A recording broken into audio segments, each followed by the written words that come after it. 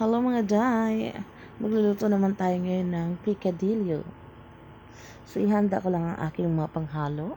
Ang bawang, sibuyas, patatas, carrots, at bell pepper. So, bibilisan ko lang kasi ang bagal kong maghiwa. Pabibilisin natin.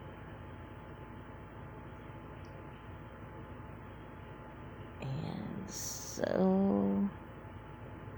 perfect ang aking pagkakahiwa ng patatas.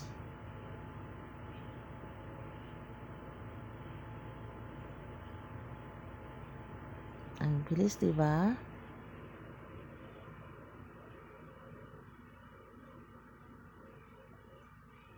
At ang bell pepper naman, kukunti na lang ang aking bell pepper kasi sira yung iba.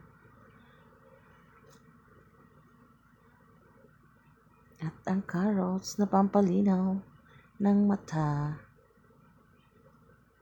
Yan, gigisa na ako ng bawang sibuyas. Hindi na ako naglalagay ng kamatis. Lalagyan na natin ng giniling. Haluin lang natin.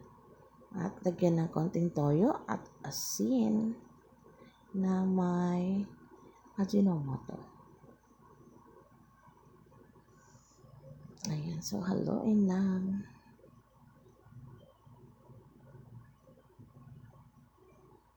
Lagyan ng konting tubig.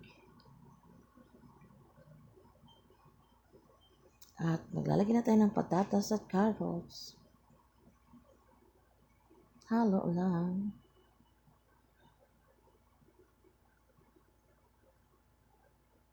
Ayan, so ilalagay naman natin ang ating bell pepper. Kasi ito na naman siya.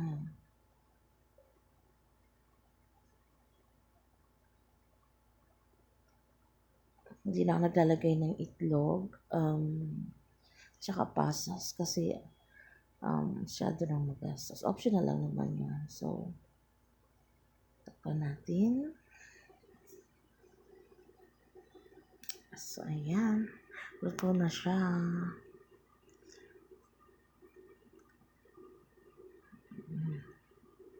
Tara na, kain na tayo.